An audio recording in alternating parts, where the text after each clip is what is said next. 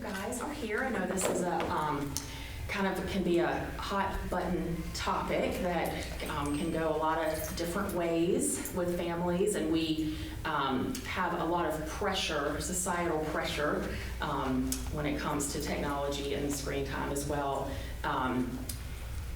There's, if every family is a little bit different in how they handle it. And so I want us first to know that this is a completely judgment-free zone, because I'm sure that when I tell you things that we did in my family, you may think, I don't believe I do that, and that's okay, and so some things are going to make sense that might also work in your family, and some are not. But let's just know that we can all be open with each other, and that we're not judging each other. We just are here to learn and discuss things, and try to figure it out a little bit more. We have a wide range of age of parents in here, which is awesome. Literally from young elementary all the way up through high school. So we'll get lots of different perspectives, which I think is really helpful, because you can, hear from some people ahead of you, but there will also be people kind of in your same boat.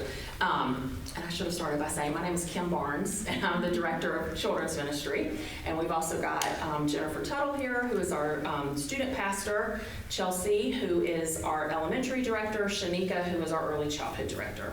And Pam is here as a parent, but she is our care pastor on staff as well. And Michelle is our, what do we call you these days? She's in charge of the building. I always tell people Michelle's in charge of everything, yes. And all the big events. Also here as a parent. All the big events. Yes. And Sarah is our, you're a little bit of everything too, but graphic designer, videographer. Yeah, she wears a lot of hats. But I consider, and I'm saying this tongue in cheek, parenting my specialty, because it's my favorite thing is parenting. I've got 4 children, and they are 16, 18, 21, and 23. And so I'm, at that place where I'm looking back and able to see some things that worked and didn't work. I'm still in the middle of it some, but also able to reflect a little bit. And of course, at those ages, like my 23-year-old, technology was just literally almost entirely different than it is now. The only thing that was really around social media-wise was Facebook. And kids didn't really have, for the most part, their own devices. They were just using like a desktop, the one desktop that we had. I will say each of my kids, and this is one of those first things of, please do not judge me, but all of my kids, we did not give any of our kids devices. Any devices that our kids had, they had to buy. And so they might have been a little later to the game, but also it was a different time then. It wasn't that every kid had several devices when my kids were coming up. And so we got each of our kids cell phones, which at the time were flip phones that had no internet connection. When they went to middle school, again, that was younger than some, older than some, but for us, that was what, as a family, we wanted. It worked for us so that we could get in touch with them. They were a little more independent at that point and allowed us to get in touch with them. Again, that feels a little different because they didn't have internet access then. I don't know if I'd feel the same way as I did then. We were pretty strict about social media, more so with our younger kids, because then it became more and more prevalent. I would say my 16-year-old is probably like, I got no rules, because by this time, everybody's already done all the things, and so it feels like, but she also has more people watching her than her older siblings did on things like that. So anyway, I guess what I'm saying is we're all coming at it that we may have had some experiences, but technology is changing so fast that even whatever experiences that we may have had with an older child, it's different by the time another child comes on, or if you have neighbors, it's going to be different by the time your child gets there. And that's one of the challenges as a parent, is keeping up with the technology and what is out there. And I remember vividly Eddie Mullins, who some of you may remember, he used to be on staff here. I mean, this was before any of my kids had any technology. And he said, somebody brought up Snapchat, and he said, Kim, don't you ever let any of your kids have Snapchat. That is only used for porn. That is only used for porn. And I was like, oh my gosh, okay, none of my kids. Well, now that's all my kids do are on Snapchat, because that's how they communicate. They don't text, they snap each other, and so it's a different world, and it changes and that sort of thing. So I'm glad you all are here, and with all of your vast experiences and your questions and things that you've already learned and things that you're hoping to learn, and I hope that this conversation is going to be helpful for all of us as we navigate. So there's kind of two sides to this coin, and one is screen time, which probably applies a little bit more to younger kids as you're navigating, like, how much TV do I let them watch? How much time are they allowed on video games? How, that sort of thing. And then technology itself, which to me feels more like their access to things on the internet and social media and that kind of thing. And those definitely cross over each other, but I do feel like they're kind of two sides of the same coin that we'll be talking about tonight. So I do have some questions that can guide our discussion, but I really want this to be a free flowing. If when we're talking about something, you think of something else that you want to ask or steer the conversation towards, please do that. So let's talk about, let's go. What kind of rules do you have in your family surrounding screen time or technology? Pre or post pandemic? Because it's totally changed. That's a really important question. You're exactly right. You're exactly right. And we can't really talk about this without that, right? Because that changed everything. Because all of a sudden they had to be on devices. Yeah, that's a really good point. I don't know, answer both, I guess. Or what it looks like now. Because as we're kind of tiptoeing out of the pandemic, how did that change things? And because they've got more used to being on devices. I have some rules. Let's hear them. Everything went out the window for pandemic. Let's go ahead and start there, right? So just recently, I found that when my kids had a day off of school and I'm working, it was hard to manage how much time they were having in front of the TV, a video game, or a television. And so I set up on their devices, they each have, and this is more than they should have, but we had 3 weeks off, y'all, so just bear with me. It was 4 hours a day, and then they don't turn on until 8 a.m., and then it turns off at 7:30 p.m. So I have 2 settings on the iPhone that I can see when they're on and what they're playing and what they're doing.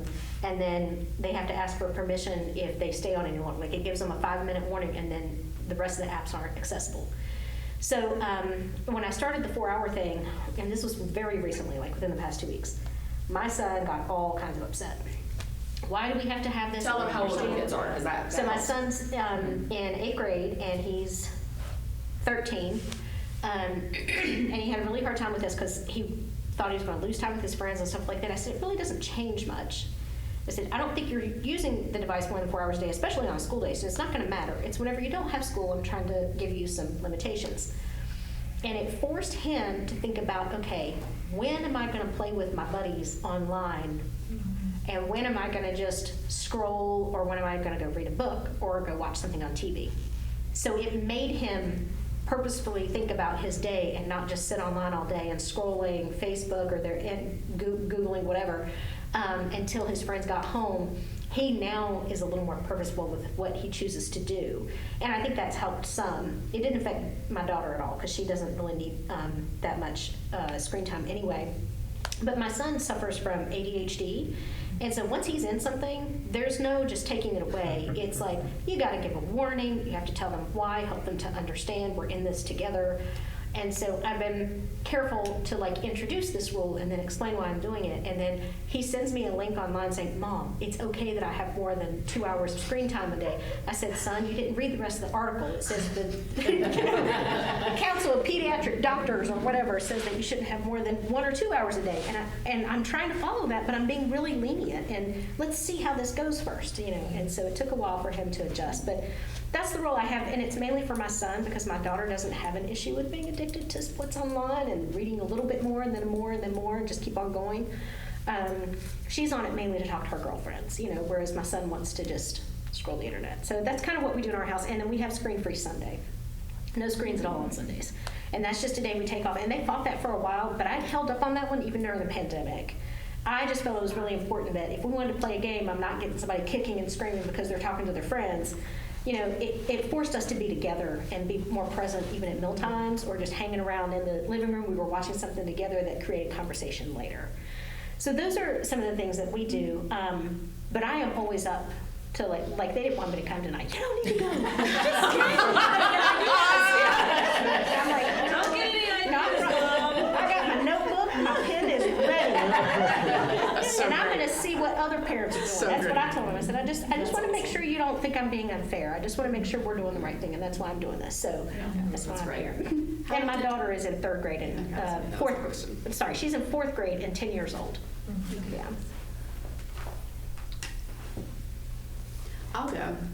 I have an 11-year-old in 5th grade and an 8-year-old in 2nd grade. And our rule is that Sunday nights through Thursday nights, they're not allowed on any technology. I think that it's worked well for us. I think pandemic-wise, we kind of were lenient on that, but now that they're really back in school and things are kind of more back to normal, we don't allow any technology Sunday night through Thursday. And what do they use predominantly, like on the weekends? What is their primary? My 5th grader has a phone. Her father talked me into that. I fought him a little bit. And then my 2nd grader has an iPad. Okay. So. I have a 7-year-old in 1st grade and a 5-year-old in pre-K, and then a 1.5-year-old, but he doesn't count. And we do not do devices at all. We haven't been to a place where we have been, what's the word? Not audited. What's the word where you take them to get looked at about something? Evaluated. That's it. Struggling out. So my oldest hasn't been evaluated for like ADHD or any of that, but I watch how she focuses, and I know that I worry about her not being able to focus at all if I let her find something else to be addicted to. And so we don't do any devices. Somebody in our neighborhood has introduced her to Minecraft.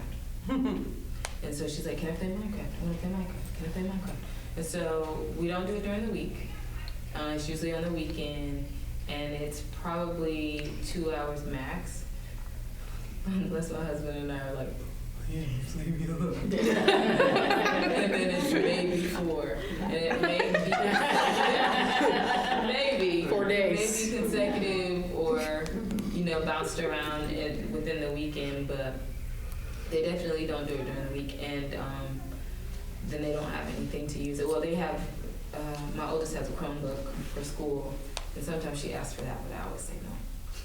So that's where we are.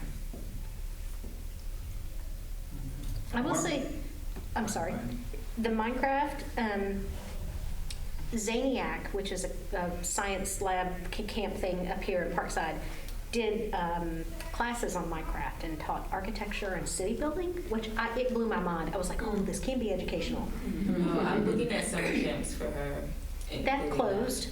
They closed, unfortunately. But I'm just giving a plug to Minecraft's not so bad. If that's the one thing she's using, I mean, it really does teach like architecture She and loves city science building. and all of that stuff. So Yeah. I'm thinking about it. I'm looking into kind of incorporating it into her summer stuff, but we'll see. You have to pay for those things. Yeah, it wasn't cheap. I remember that. All right, so hi, I'm Marcos. I have a 22-year-old, a 20-year-old, and a 13-year-old. He goes to Mills Park. He's in 7th grade. And I pulled my phone because I want to take notes, okay? No judgment. No judgment. This is judgment-free zone. So one of the rules we had early on with my youngest was we had a little timer. It's just a cube, right? And the moment you flip it, it starts counting the number of minutes on the top of the cube. So we had, 10 minutes, 30 minutes, 1 hour. So he could spread during the day, as a maximum, I think, 2 hours a day. So, but he would keep track, and we trusted him, and he was doing pretty okay with that. But then, he grew up, and then comes the peer pressure. Hey, they're playing Minecraft, they're playing this and playing that, and then, we just started relaxing, and that role and using the cube we forgot about it. Then now we're using, the screen time on the iPad and iPhone. It's used to be 4 hours a day. We reduced it to 2.5 now, and he's learning to manage it better. Mm-hmm. I thought that was interesting how my son would how would he would get up and I say, so today be purposeful. Think about when your friends are going to be online. How do you want to use that 4 hours? It worked. It worked, yeah. It works. But maybe my main question to you would be, Lau, how you deal with the peer pressure, which is in so many aspects, but the technology, it seems like it's so much stronger. You have such an attraction to technology, because all the kids are doing it. Well, and their parents are too. Yeah. Yeah. Guilty. Yeah. Right? So how do you set the example, right? If you Yeah. are spending all the time. Yeah. So that if each of you or later can touch on that theme on the Yeah, pressure, I for sure. appreciate that. For sure. My struggle is mainly with my son and himself. Like him, when he gets involved with something, it's really hard to pull him away and for him to transition into something else. It's not so much the friends. He could do anything, whether it's TikTok, Facebook, Googling like Mars. He'll read educational stuff too. I'm just saying, like, he has a really hard time switching in and out of that. And so it wasn't so much his friends that was giving him pressure. It was more he was doing it to himself. My daughter is probably the opposite. She's very much a people person, wants to know everything that's going on. She has this fear of missing out. And so we're trying to balance that too. But I just, I try to explain to her, everybody's house is different. All the circumstances are very different. And so here, this is what works for us. And this is all I can manage right now. So I just try to help her to understand I'm not doing this to hurt you, but that this is how we are going to work with it. It's not just you're not part of that family. In our family, this is how this has to work. But Point, yeah. My name's Tam. I have an almost 10-year-old, which is shocking, an 8-year-old and a 6-year-old. And we have had a variety of screen time rules over the last decade. We were those parents who my kid's not going to watch TV, and then once the second one came along, like, please watch. Super Y taught Will his ABCs. So, but I think that's the hard part of parenting in the technology age is the peer pressure. And I'm not perfect at it by any means, but one of the things I'm not sure if it was Jonathan or it was someone on our staff, one of the guys who were, they all saw me as a sister, and so they were like, okay, Pam, something to think about as you become a parent is you start comparing yourself to every other parenting style in the room, right? And I've even said, I'm like, oh, Sunday to Thursday sounds amazing, but then it also sounds scary because I depend on screen time from my children too. But one of the things someone told me was, your family is going to look different than any other family in any room in a variety of ways from here through eternity. Like, we eat different food than other families on our street does. We have different discipline practices. And they're like, screen time doesn't have to be any different. Like, your family's screen time needs, what's best for your family, for your child, is what's best for your family and your child. And, we weren't going to be screen time heavy, but my oldest on the spectrum, he's a wanderer. And so the only time I can sit still and not be wondering where he is if he's on a device. And so it's a good thing for me to cook dinner if he can have a device, because I'm not like, where did he hand up? Where did he go? Has he wandered around the block? Because once it's in his face, he won't move. But we have our rules are, we have times of day that we'll do screens. And I have apps and things they're allowed to use and ones they're not. And I'm not popular on our street. Like we have tons of kids on our street. And it's so hard because all of the parents I'm probably one of the more strict ones on our street. We didn't let him play Among Us for the longest time. He's like, Mom, everybody plays Among Us. I'm like, I can guarantee you, not everyone plays Among Us, but that doesn't work in a negotiation, right?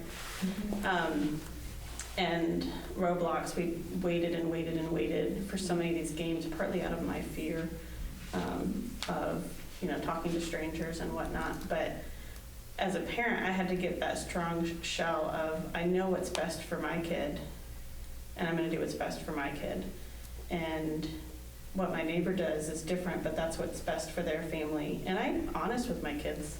I'll say, like similar to what Michelle was saying about talking to Gabby, is this is what I think is best for our family. And there are some things we do as a family that other kids in our street are like, that's amazing. And they don't get to do it. Like, so you have some things we get to do that aren't screens that other families don't get to do, and there's going to be things that other families do that we don't do, and that's okay. And I think it's a good lesson for them to learn at a young age, is we don't have to be like everybody else in a lot of areas of life, But it's not easy. It's still, I have to have arguments all the time with my kids. Nope, not yet. Nope, not yet. And so. If I could add to that, my name is Jennifer. Most people know me as JT. I'm the student pastor here. I don't have kids, so you're never going to get judgment from me because you all have to make all the hard decisions. I don't. But I can say that, I have a unique perspective because I have sort of the bird's eye view, and I also hear what the kids say when you're not around, and I also hear what they say to each other, and sometimes they let me follow them on their social media. And I also get to take them on trips where they don't have their phones and whatnot. And I would say, please feel empowered to parent your child. Mm-hmm. You are not parenting anybody else's kid. And that is the best piece of advice I could give you, is parent your child. And because each of your children as individuals. I was going to say that as well. Yeah. Different kids need different things. Some of you are raising park rangers that have no desire that to ever be around technology. They're like, I'll live in Montana on a ranch. That's great. Raise a park ranger. Some of you are raising programmers, right? They're going to sit in front of a computer for hours on end, right?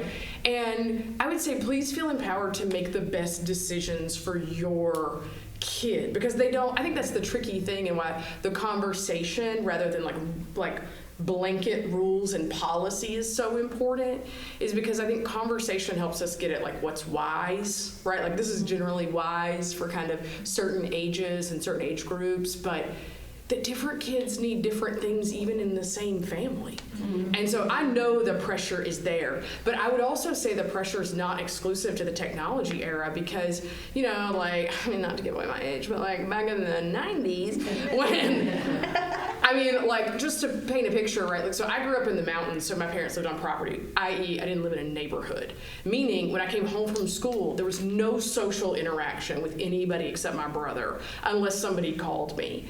And so I would fight my parents on you can't make me get off the phone, I'm talking to so-and-so. That, fighting the parent over access to social opportunity is as old as time, right? And so I think, too, a big lens of it is, I think this is important, is helping your child, particularly when they're middle and high school, figure out what role technology is filling for them. Mm-hmm. Because some of them are I need constant access to my friends, otherwise I will be a total loser who has no friends. That's not true. It wasn't true in the 90s, it's not true now, right? But they have a level of I'm going to be excluded, right? That's their fear, is that I'm not going to have any friends. And I thought that when I was a teenager. You all probably thought that when you were a teenager, but when our parents set boundaries with us, we lived, right? We made it. But if that's what they're thinking, is because a lot of times for teenagers, that's why it's so loaded, and that's why they're so nasty towards you, is they're you want me to be a loser, right? And it's because to them, it's that's their social access. And my observation is, and I'm probably talking way too much, but I'll give you a couple observations. Kids that live in neighborhoods, I know Gabby's got friends in the neighborhood, right? Kids that live in the neighborhood where there's a lot of social activity in the neighborhood, or they're in sports with their friends, right? They don't fight it as much because their social needs are getting met, right? I'll give you an example. When we take students on student serve trips, we don't let them have their phones, and it's been really interesting because several of our students this year, because we're leaving in 6 weeks, have come up to me and be like, I'm really nervous about not having my phone. And trying to like drill down about like, what are you nervous about? I think that's really important to figure like, what need is that meeting?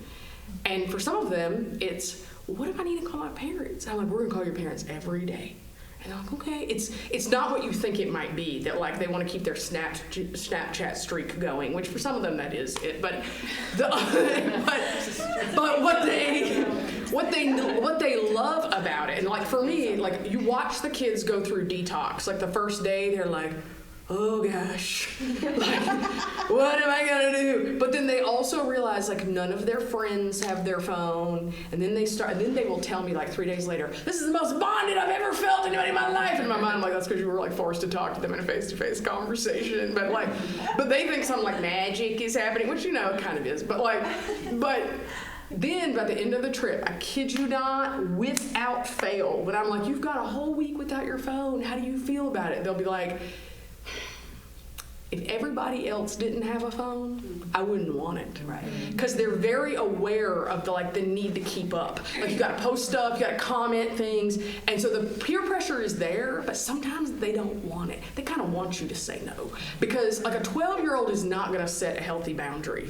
And I think Jonathan always tells me, tells his own kids about it, like, let your parent be the excuse for the boundary you'd actually prefer to set. I'm like, oh yeah, my parents, they won't let me do it. Sometimes they want you to set the boundary. Like, and they are never gonna tell you that, but let me tell you that. Like, they want you to.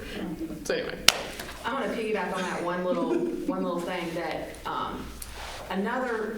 and again, I have to filter everything through that my kids were really coming up in a different time of technology, but another, I think, very important role that you as the parents and that your rules have is to teach them how to use technology appropriately.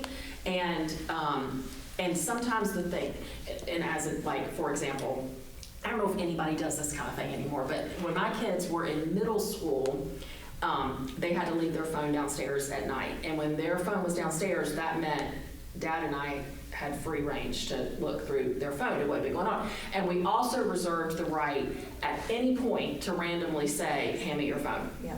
And we didn't do it as like a punishment. It literally was like, I wanted them to know at any time I was literally going to, and it was multiple things that happened because of that. Some were like, we caught some bullying stuff that was being done to our kids that we had no idea. They didn't even really recognize it, but we were like, that's not how people talk to them. And they wouldn't talk to you like that to your face probably. Like it's because they're, and we also caught some things that our kids were doing that, it was not necessarily ill-intentioned, but it did not come off well, and things they had said. And we, without saying too much, saw some things that we certainly did not want our children to be seeing on their phones that had either been sent to them or, somebody had shown them. And but we wouldn't have known if we weren't randomly looking at our phones. And but this was a decision that we made, again, for our family. Once they went to high school, because I do think you get into issues of privacy, though, as they get older. And so once they got into high school, we stopped that. And we said, you're owed a level of privacy in your interactions. We felt like we had 3 years that we walked through with them. You gave them at what age? Like once they went to middle school, so like sixth grade. So like from 6th through 8th grade, we walked through. We were on their phones a lot. We were commenting on what was on their phones a lot. We were searching their histories a lot and talking about what was in their history. But then when they got to high school, we said, you're owed some privacy now.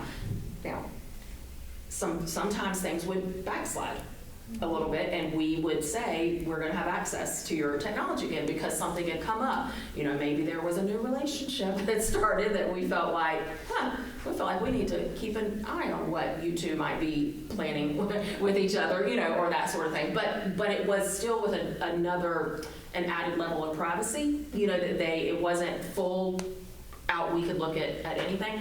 And the other thing that was a rule in our family was any social media that you were on, when they first started, they had to allow their dad or I to follow them.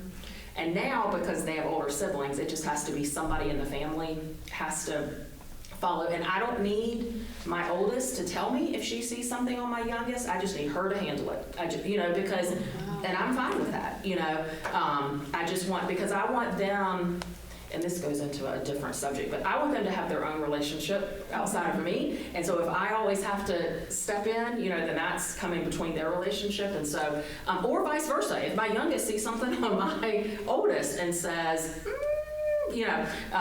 so those are two kind of, I think it's important to know that as your kids get older, a lot of your job too is guiding them through appropriate, how to use technology appropriately and relationships on technology, through technology appropriately. Because, my son, who's really my only kid that really got into video games just because, he has friends online that he's never met, but they're his friends because, through that. So you've got to help them navigate what that looks like too, that these friendships that really are friendships, but they're different than, face-to-face friendships, people in school and neighborhoods.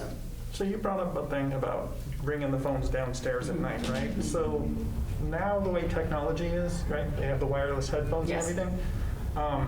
If you take phones and bring them downstairs or put them in your room, they can still plop in their headphones and use voice commands to still Wow. do stuff on that phone. Wow. So I had to go to Target. Target makes this little safe that's like this big, and it's electronic blocking and it has a key. It's like There you $20, and I had to get one of those, put his phone in it, lock it. Didn't know that was a thing. And just the first night I was like, why is she talking? Why is she talking? And then I was like, the wireless headphones. They're using Siri. So smart. They're using Siri to do what they want, right? They use Siri to open their app and just score. Use your powers for good. Yeah. So the next night, I went to Target the next day and I got this little box that's electronic blocking, $20 to $40. Locked the phone in and then I just waited to see. No. Dad, what happened? Oh, see, it's in that box now that you can't get to it with your headphones. One thing I wanted to ask, kind of going back to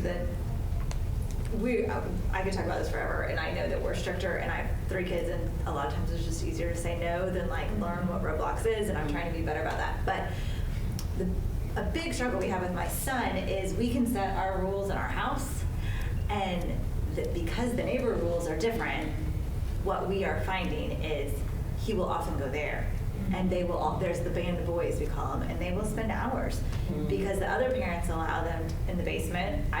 There's no monitoring it, and we were last spring break, I think we realized he was spending 6 hours playing games that we don't allow and so that's been a really hard struggle, is how do we set limits on what he's doing at other people's houses when we're like, go outside and play, you don't need to be inside, and sometimes we don't know. Right. And maybe that's too free-range parenting, but if their parents aren't setting the rules and we want him to play, but we don't want him doing those things, this is a big struggle we've had. I'm fine with my rules, but I can't control what he's doing there, yeah. I don't know how close you are with your neighbors.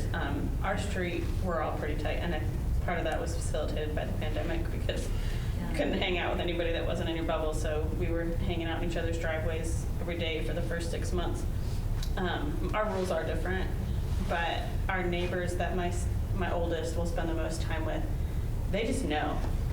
And I've been able to communicate with them. Like last week, my son, which was awful for me, lost screen time from Monday through Friday.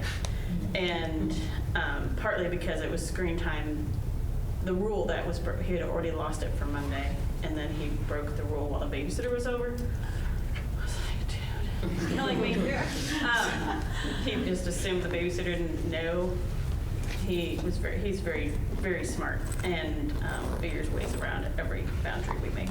But I just communicated to the neighbors. I said, hey, he's grounded from screens for the whole week. And so it would really help me if he comes over to play and your kids are doing devices, just say they can't play right now. And they were really actually pretty awesome about it. Like a couple times they said, hey, Will came over to play, but they're doing Minecraft, so I just sent them home. I'm like, that's great, I appreciate it. And because parenting and community, one is it has different challenges, but there are also beautiful things about it, right? As the only parent in my kids' lives, I am very dependent on our community. And so I'm just blatantly honest with them. I'm like, hey, there's no judgment of what your kids are playing. I think our situation with Will is unique as well, because there are games that he shouldn't play because of just where his brain is developmentally and autism and all the things. And so, and they've seen some of the reactions Will has to certain things and have experienced it. So like, oh yes, we will honor this. Like, no snacks when Will's over. No, like, and it's not me trying to be mean, but it's like, I'm trying to help your kids too, because if he plays that game with your children, it becomes real for his brain developmentally. And so then he tries to act it out when they're not on screens, and it's just not good for anybody. And so I don't know their relationship with their neighbors is, but I've been able to say, hey, I'm great with them playing, but when they're playing, could they play? And Right, just go outside, it's so nice. well, that's a constant thing too, is I'll send the kids out, but like, no one's playing outside, Mom, everyone's inside on their devices. I'm like, you guys aren't. Yeah, it's hard. I think that's one of the struggles, and I think several people brought up, is when you have their friends and they have different rules. And I remember being a teenager and my friends having different rules. My parents were probably the lenient ones, because they were just so distracted with life that they weren't paying close attention. And to what JT said, there were times that I envied my friends whose parents had strict rules, because there was a level of care that I saw their parents have for them that I didn't experience with my own parents. They always loved to come to my house because they could do whatever they wanted and eat whatever they wanted, and just as long as everyone was having a good time, we're good. But there were times that I can remember thinking, wow, her parent cares about that. Huh. Specifically in dating, that was probably the biggest thing that spoke to me as a teenager, was the dating rules. My parents had none. But screen time wasn't as big of an issue because, again, I'm in my 40s, so I got my first email address in college because that's when AOL came out, the year I started college or the year before. But it's definitely difficult. And one of the things, and I brought the book because I've been talking to Kim about it for the last few months, Parent Q, which we talk a lot about, you guys do, and there are some things that I love about it, some things I don't. But they had a course. I brought my little binder because so far I like it. Parenting in Tech World. Oh. Parenting in a Tech World. And it's a series of, I think, 15 little short videos.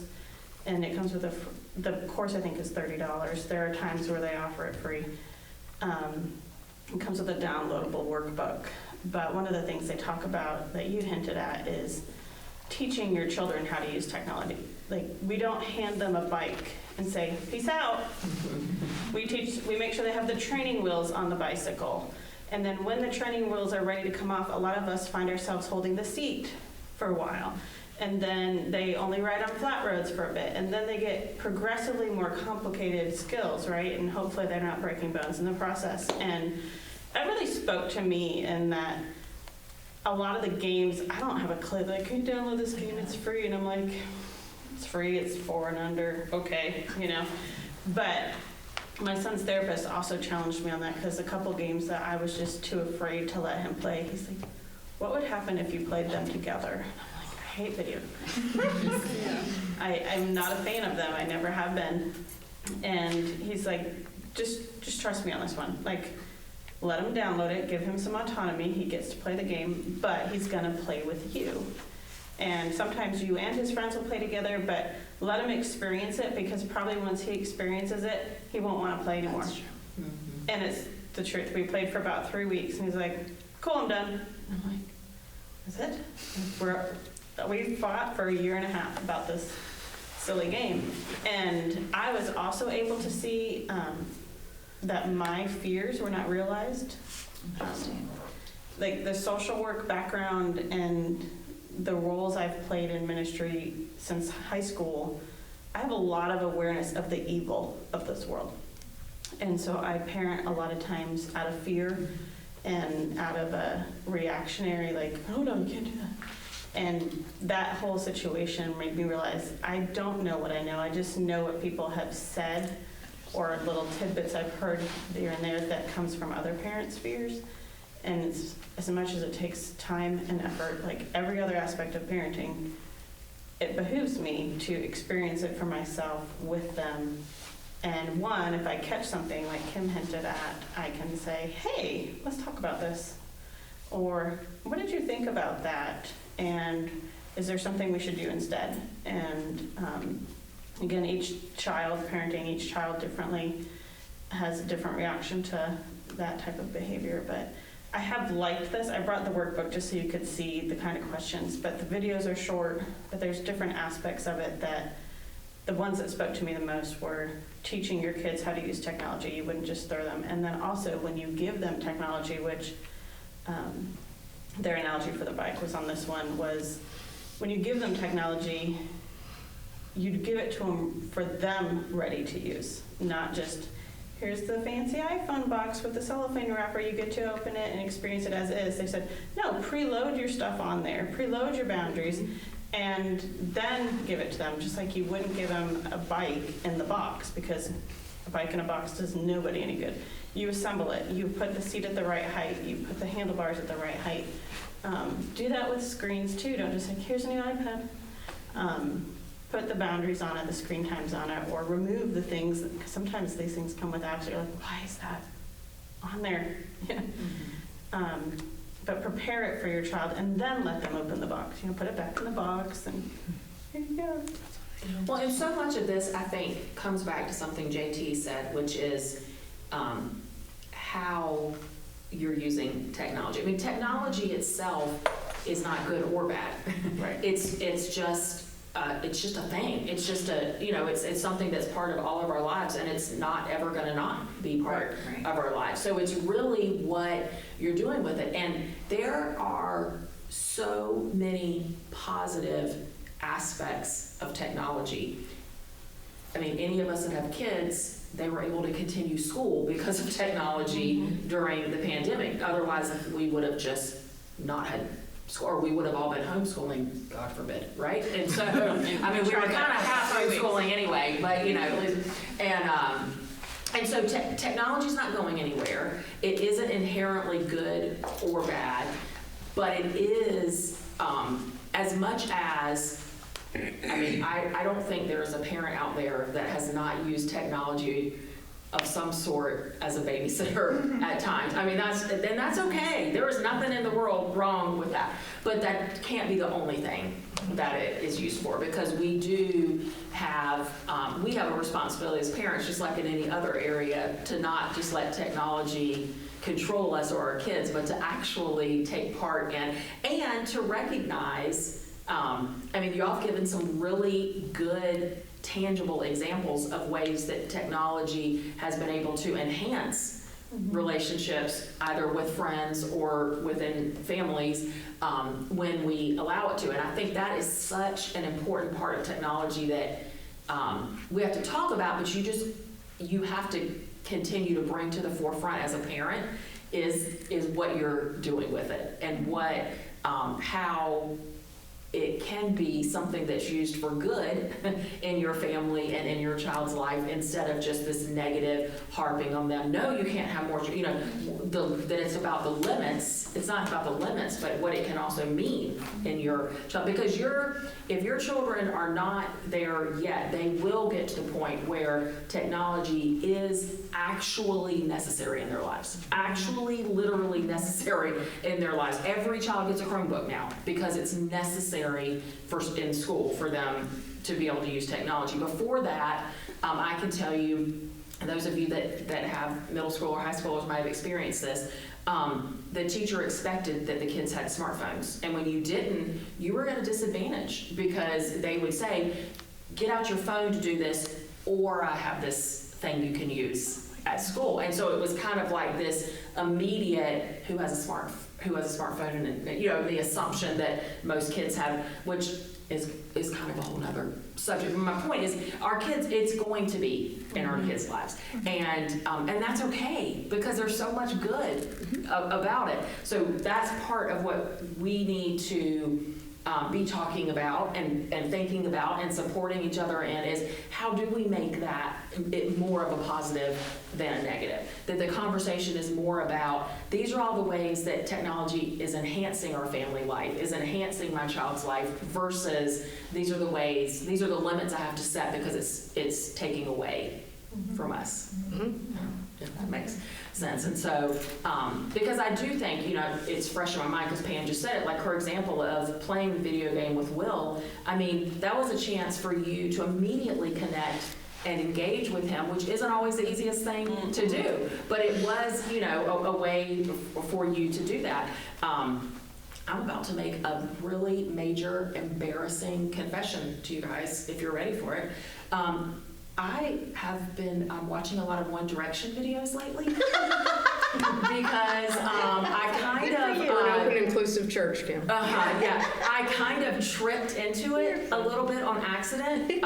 One of those like reels on Instagram, and said something to my youngest daughter, who back when she was really young was into Instagram, and I said something, y'all. It was like immediate connection point, and now we're like listening to the music. Oh gosh. Just praying for the day that they're going to do a reunion tour. And I said, honey, I don't care where it is in the whole world we're going. And we will. But yeah, like that is so silly. But that is such an of like, if I wouldn't have been scrolling Instagram, seen that, said something to my daughter, now we're watching YouTubes together and listening to Spotify. All of that is technology. And I have majorly connected with my 16-year-old. I think another thing too, along with that, and you had mentioned like talking to Will, like asking these questions of like how would you react and things like that. I think that could really pertain to movies and TV too. I know when I was growing up, it was just a look at the rating, like nope, you're too young, like you can't watch that. And I think there's a lot of value in getting into a TV show or series with your kids, and because much like books, you're going to be able to widen their world a little bit, and they can see a lot more. They might see interactions that other people are having, and they're in that safe space with you where you can then have those kind of conversations of what would you do if this happened, and then it's almost like in their brain they've then experienced it a little bit. So then if in high school or college something happens, they've had that kind of discussion with you, and they feel like they've already experienced a little bit of it. So not to be so fearful, of like what is in the TV show, but if you sit there and watch it with them and have that discussion. So we just got over COVID. I mean, all four of us together. It was awful. And the one thing that we really enjoyed doing together, because we were all just tired and couldn't do anything, we're just laying around, and honestly my eyes hurt to watch TV. I literally slept the whole time. We played Catan, and some people don't know Catan, and I geek out on Catan. I really love this game, okay? But they have an online version, and so all the kids, I bought their access to get it online, and then we connect online and we play a game as a family. Now, I might be the Lord right now, but they were waiting to take that title from me. You see what I mean? Yeah. And you're right. I think there are some things you can do together, but Pam, if your kids could find a game that you guys all did together. I saw that Monopoly has their game Life, Monopoly, and some other games, you can buy the access, and then me being the family, or having the family set up, they automatically get access to, and I don't have to pay extra for it.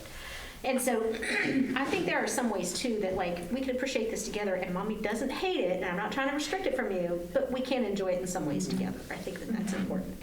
Yeah, I mean, just to add to that, I think that by my observation, I think that the ongoing conversation and the conversations around what wisdom around technology looks like are really important.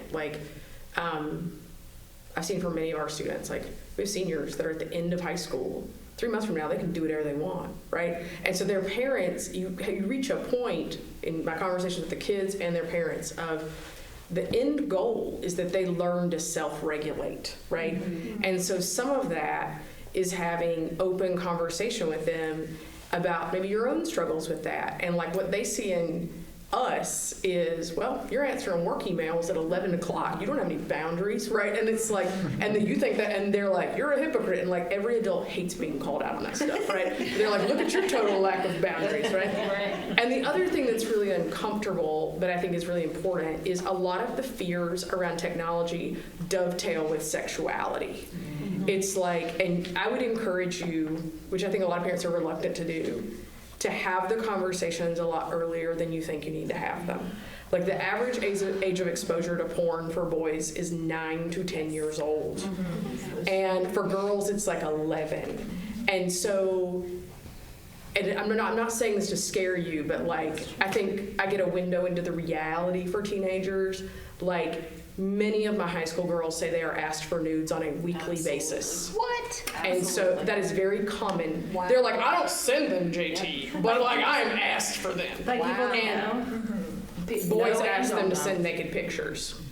And Are they receiving them too? sometimes they do. Unsolicited. Yes. Which then means there are Yes. boys asking for those and sending them, right? So it's not just a girls' conversation about playing defense. It's like having a conversation with the boys too, right?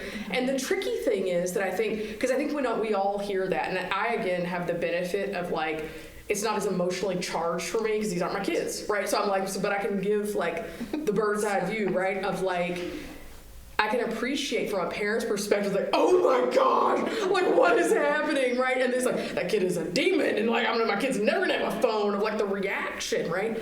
And so what I would say is like, ideally, you want your child to come to you and be like, can you believe this boy just asked me for a naked picture? Like, ideally, that's what you want, right? But to have those conversations far before you think you need to have them, because like, and I think too, if you can put yourself in your own teenager mind and body, there is a point when you hit puberty where your mind is not making the decisions, your hormones are making the decisions. And I think there is a tandem of like putting filters on the phone and on the technology, but that can't be the only thing, because like, what do? Take the filter off when they're 18? I mean, frankly, like I have friends that work in student health in psychology departments that deal with huge amounts of boys with porn addiction.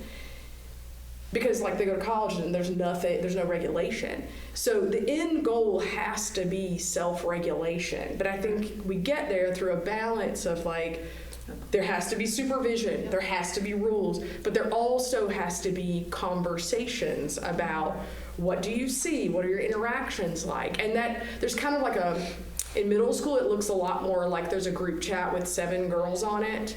And then there's a group chat with 6 girls on it, and you're the one who got left off, and you found out when there's a picture on Instagram that you're not in, right? And you're like, cool, these are like my best friends, and they're like heartbroken, right?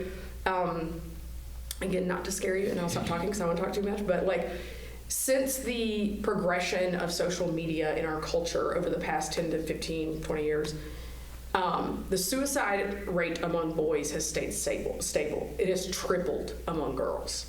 And that's often attributed to girls are more verbally aggressive.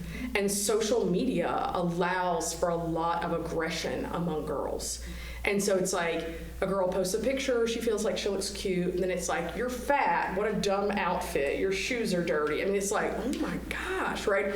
And so the reaction, I think, out of a deep desire to protect kids is like, you'll never have a phone. We'll live in a hut where there's no Wi-Fi. And I appreciate that because that's fear and you want to protect your kid, right? Like, but we also all know that's not reality, right? And so there needs to be like the conversations. And I would say too, and this is my job as a student pastor to plug small groups, but to also put people they will talk to that are not you, but people you trust.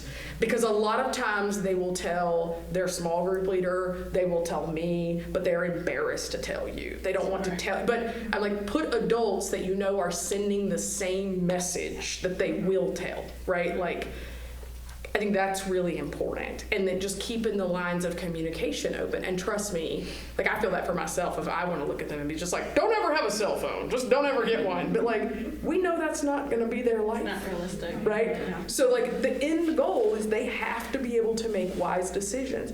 And like all of us on our path to becoming more wise, sometimes you get wisdom because you made real dumb decisions. Right? And so they're going to make real dumb decisions. They're like, I cannot believe you just did that, right? But That's true for all of us. And all of us went through puberty and feeling really hormonal, and we didn't have phones in our hands, right? And so just having conversations with them about, you are going to be tempted to do this. That is normal, right? Here's why it's like a really big deal that I don't want you to do that, right? Like, and how to navigate temptation. But I think that's really important.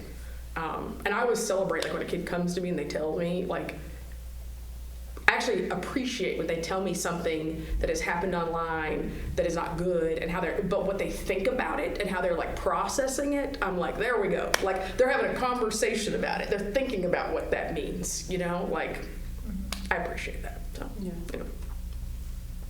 One of the rules that we have, like, we have time limits, right? Going back to the rules, but one of the things that I've caught myself is there's a difference between how they're using their screens. You know, we have YouTube Kids on the kids because YouTube's just a rabbit hole for me, so I'm like, it's not good for you. And so we have, like, there's a consumer type of mentality with screen time, but also like creating or using for good. Not that consuming isn't good, but for lack of better words. And like example, some Lego sets these days, the instructions are on like lego.com or the Lego app. They don't give you a book anymore. And some of them, specifically the Lego Mario, which, you know, my youngest is obsessed with Mario, so he loves the Mario Legos, and I didn't know until we got some of them that they don't give you an instruction book. It requires a device to flip through, which is great if you need to recreate it, because the book's ripped, right? But it requires them to have my iPad to be able to assemble it. But I'm also like, you're building something. So that doesn't count against his screen time. Like, you're creating, you're doing something. And even Minecraft sometimes, because my daughter doesn't use it to like avoid zombies. She uses Minecraft like an architect or an interior designer. Her favorite thing to do on Minecraft is to create bedrooms and look at this bedspread I put on this bed, and Mom, they have a dresser over here. Like, she geeks out on it. And I'm like, that's not a bad thing. It's when you're sitting there and just like watching one YouTube, like all the YouTubers, right? There's a difference, and it's been helpful for the kids too, because we have conversations. It started with the Lego Mario. Was, well, how come Charlie has more time now? Because we used all our time earlier today, but you're giving him time on the screen to do this Lego set. I'm like, well, because he needs it to do the Lego set. It's completely different. And it's created a unique conversation in our house, as opposed to, oh, you've had your, you know, school days, we get 30 minutes. It's just enough to like satiate the craving. Weekends, kind of, they don't really have a limit. They say they have a 2-hour limit, but they don't quite know what that means. And some days I need them to be on it more than 2 hours. So they get more than 2 hours. But with that, they have figured out, oh wait, if I'm not in a manipulative way, but if I want to do something that is creative or building or something like that, then I can use it. And so they'll tell me, hey Mom, I really want to, you know, Will is gaining interest in drawing. He's like, I want to learn how to draw this. Can I look it up on YouTube to learn how to draw this? I'm like, oh yeah, just pull it out to the kitchen table, go for it.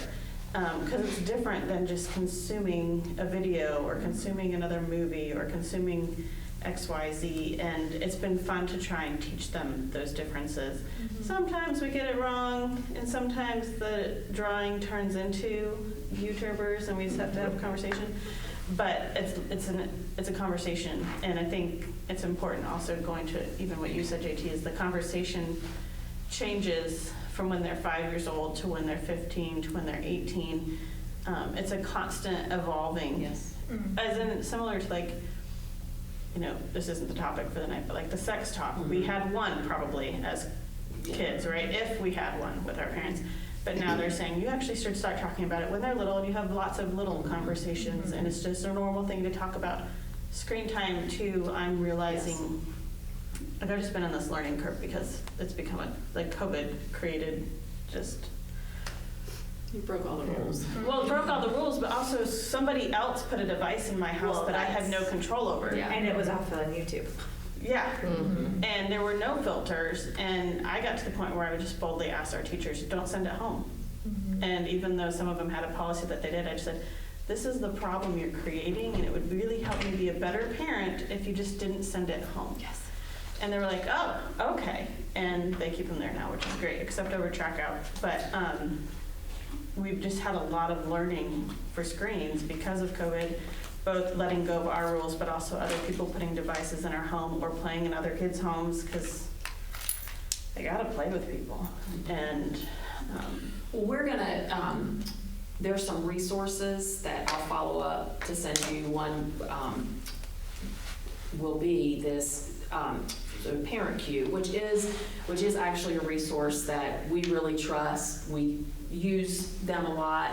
As Pam said, not everything is perfect and never is, but they have a lot of it. You can you can follow them. They're on like all the social medias that you can follow them, and they post a lot of information. But they have a series of life maps, is what they're called, and it's we had one that we gave out for the last parenting lab that was about talking about sex and bodies with your kids, and but there is also one on technology that I'm going to send to all of you, and what it does is it goes from birth through graduation, and it kind of takes it in phases, and it is like some of the things you should be talking about, some of the things your kids may be learning at that time, some of the ways you may be using technology then, some of the things you might want to be setting limits on. And of course every family's different, every kid is different, and so you're going to find yourself in the ebb and flow of that, but it's a nice guideline, I think, to it being an ongoing conversation, an ongoing evolution of how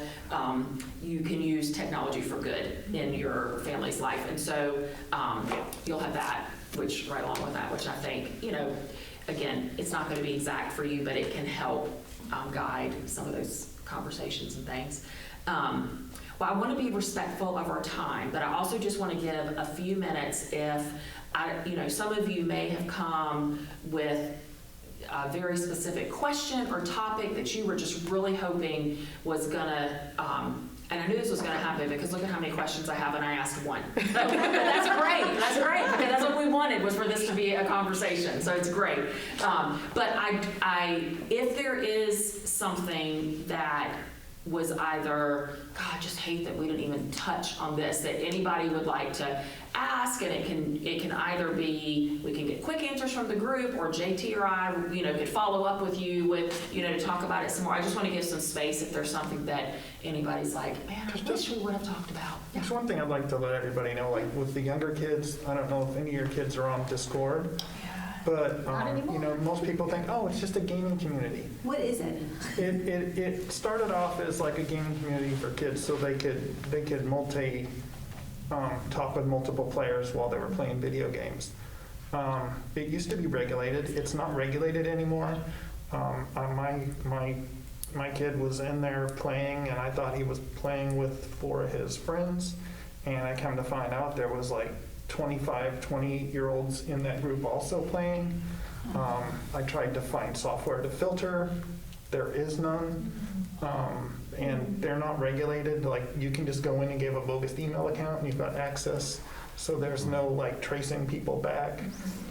And because a lot of predators know that there's a lot of young kids in there, they're going in there as predators. So just be very careful with your kids on Discord. Is it on the computer or is it on an the app? It's an app, and you can use it on the computer too, I think. But I blocked that one as one of the apps my kid can't use. Yeah, it's people don't realize, like, it's just anybody can go in there, give a fake email address, and you've got access, and then you can go into all these different servers, and yeah. Oh gosh, yeah, thanks, that's great. I quite didn't get the name. Discord? Discord. Okay. Uh-huh.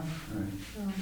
I, on Facebook, have joined, I guess a while ago, I joined a group. I think it's called what's on your notebook, Parenting in a Technology World. And there's a lot of information on there that parents asking questions and advice on technology and all of that. And I've actually learned a lot. I've heard about Discord from that, but I wasn't familiar with it. So, yeah, when I found out there was a 25-year-old hanging out with a bunch of 15-year-olds, I was like, that just doesn't seem right. And then I started reading about Discord, and I was just horrified. yeah. Because our schools, I think it's important to realize they want us to be successful too. They don't want to be a part of the problem, and so we try and revisit those conversations. But that's, I think, my biggest thing with a lot of technology is I'm just so afraid And I'm learning that I have to be, like, use the fear for good, not the fear to create a compound of, or a bubble of safety, because that is non-existent in technology. Anyone, you don't have to prove your age when you sign up for anything, for any app, right? Even Facebook. They just have you do the little scroll. What's your birth year, and if you know which one to pick, then you're in. But I've had to remind myself to be a participant in their technology journey, and that's exhausting to me. But You know, when my daughter was younger, we went to Best Buy and I was looking for a screen to use at my desk at home. And she picked up a mouse and was using it like a remote. She's like, this won't turn it on. She's like, oh my God. She was in preschool at the time, so I thought, wow, you know, when my son was in preschool, they did science as part of their rotations that you could get on and use the headphones and do some kind of game or whatever, and he loved that. At my daughter's school, which was a little different, didn't have any technology. They were more about hands-on. Anyway, I realized that they needed exposure, and she was getting ready to go to school where they would have that, and I was afraid that she would be behind.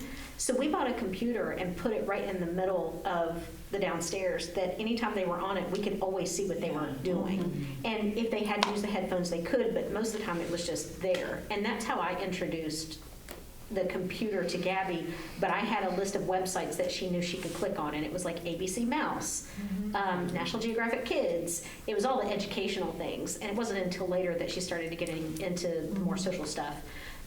But that's how we kind of introduced it, like, there's nothing to be afraid of here. And like, if she had a question, she couldn't get anything, I could just run over real quick and help her, and I could glance over to make sure she wasn't doing anything she wasn't supposed to, or an ad wasn't popping up in her face. And so that was a good introduction. So we only have one computer for the kids, and they share it, and it's out in the middle of the room. So anytime you're going upstairs, you can see them, that they always have some kind of security for us. So. I want to just tell something we learned about social media. I mean, let's say Facebook, or more Snapchat and Instagram. So the advantage of having older kids is that I can ask them, hey, what do you think of this and this app for the youngest, right? And they help me a lot. Right. And before we allow any, he's not allowed Instagram. He has a Snapchat because they communicate, we're going to meet here, we're going to meet there, we're going to ice cream or whatever smoothie. So he had to have it. But before I let him have it, I looked over the internet and I watched some YouTube videos. And then I found some teenagers saying, hey, I completely dropped this and this app because it was putting too much pressure on me. So if I tell my son, oh, you're not allowed this app because it's bad for you, he's going to say, oh, you're my dad, you don't know anything, you're an old guy, right? When I showed him the videos, look at other teenagers, look what they did, look what they went through, and how they dropped it, and how they stopped it. So we're going to let you have Snapchat only, but be aware that all those apps are bad, and you can see it. I don't even need to speak about it. Yeah. That's great. My son just wanted a game on the iPad. He came home from his friends, and we kind of did the same thing. We went to Common Sense Media, we looked at it, and we read the comments, and they were saying, this is a great game, but it's so addicting, it's so addicting. And so then we talked about it. What does that mean? And so we put it on the family iPad, and I was like, he did it today, and I was like, set your timer, and make sure after 15 minutes you can turn it off, because that's what everybody said, is that it's hard to turn off. So if you're finding you can't, but again, if I had just said no, which is always my instinct, because I don't want to deal with it, but instead I let the app or the comments be the guide, and that he was, we'll see. Yeah. There are many teenagers out there who post on YouTube, I dropped this, I was depressed, I was suffering, I was being bullied, and they give their testimony. That you don't have to speak. Once they've gotten their own wisdom. Yeah, from their peers. Yeah. It's great. Well, thank y'all for being here. And if you have anything else that comes up, any questions, any whatever, just feel free to reach out to JT or I. We always love talking to parents. And I just appreciate you guys being here tonight. Lots of really good insights and experiences, and it's good to hear from other families, what their questions are, what's working, what's not. So thanks for being here.